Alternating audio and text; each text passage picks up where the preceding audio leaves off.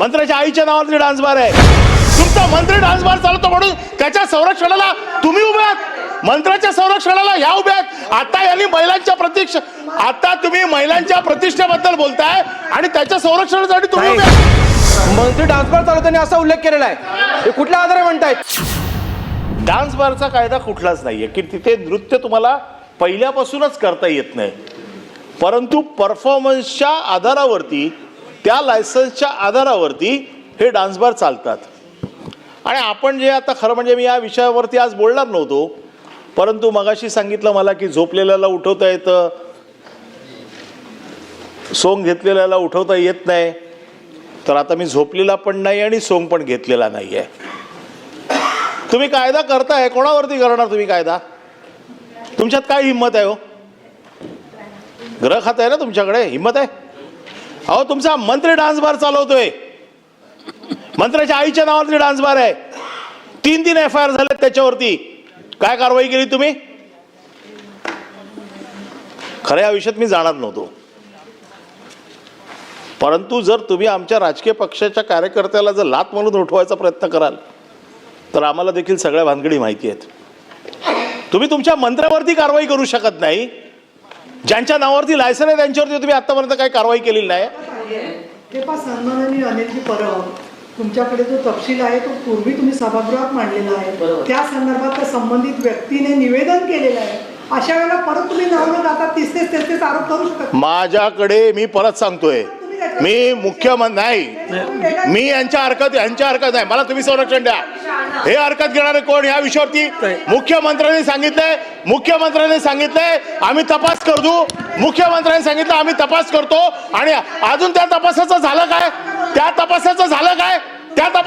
काय? तुमचा मंत्री डान्स बार चालवतो म्हणून त्याच्या संरक्षणाला तुम्ही उभे आहात. मंत्र्याच्या संरक्षणाला या उभे आहेत. आता यांनी आता तुम्ही महिलांच्या प्रतिष्ठेबद्दल बोलताय आणि त्याच्या संरक्षणासाठी तुम्ही उभे आहात. महिलांच्या प्रतिष्ठेबद्दल बोलताय आणि डान्स बार मंत्री चालवतोय त्याच्या संरक्षणासाठी उभे आहात. हे दुहेरी भूमिका घेतात. आता इथे महिलांच्या प्रतिष्ठेबद्दल बोलताय आणि मंत्र्यांचा डान्स बार आहे त्याच्या संरक्षणासाठी उभे आहेत. सभापती महोदय, दुहेरी भूमिका नाही चालणार. ही दुहेरी भूमिका नाही चालणार. एक भूमिका घ्या. प्रतिष्ठा राखायची आहे तर आपला मंत्री असला तरी त्याच्यावर कारवाई झाली पाहिजे. याला काय अर्थ आहे? मी विषय मांडत होतो, संरक्षण करायला उभं राहू नका. मंत्र्यांचं संरक्षण उभं करायला राहू नका. ज्या प्रतिष्ठेसाठी तुम्ही उभे आहात, ही महिलांच्या प्रतिष्ठेसाठी उभे आहात ना, तर मग महिलांच्या प्रतिष्ठेचं बोला. महिलांच्या प्रतिष्ठेसाठी उभे आहात ना, तर महिलांच्या प्रतिष्ठेसाठी बोला.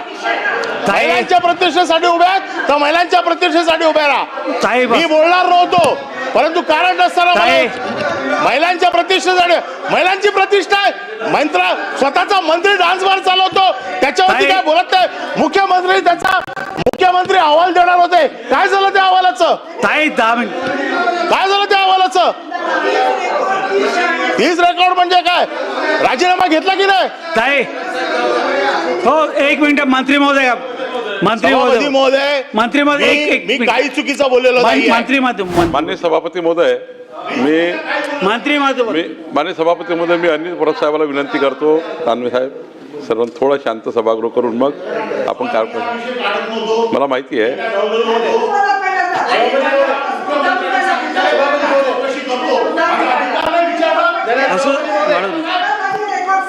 सभापती महोदय, नाव नाही घेतलं कोणी.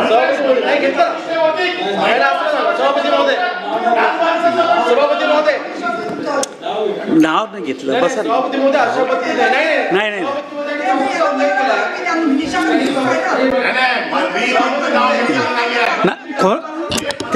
त्यांनी कोणाचंही नाव नाही घेतलं.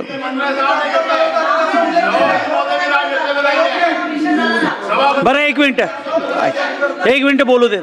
एक मिनिट बोलू. सभापती महोदय, पुन्हा सदस्यांनी 2 मिनिटं विधेयकावरती मुद्दा मांडत असताना मंत्री डान्स बार चालवतात त्यांनी असा उल्लेख केलेला आहे. ते पटलावरनं काढून टाकण्यात यावं. मंत्री डान्स बार चालवताना असा उल्लेख केलेला आहे. हे कुठल्या आधारे म्हणतायत? आणि माननीय मुख्यमंत्री महोदयांनी चौकशीचे आदेश दिले असतील तर सभागृहामध्ये आपण जरा विचारावं मुख्यमंत्री महोदयांना. विधेयकाचा काय संबंध आला? त्यांनी मंत्री महोदय त्यांनी कोणाचंही नाव नाही घेतलं. नाही, पण त्यांनी जो उल्लेख केलेला आहे की मंत्री डान्स बार चालवतात, हे रेकॉर्डला काढलं पाहिजे आपण. एक मिनिट, बावनकुळे साहेब काय मंत्र्यांवरती असे आरोप डायरेक्ट करता येत नाही. मंत्र्यांवरती डायरेक्ट असे आरोप करता येत नाही. माननीय सभापती महोदय आरोप करता येत नाही, त्याला आपल्याला सूचना द्यावी लागते.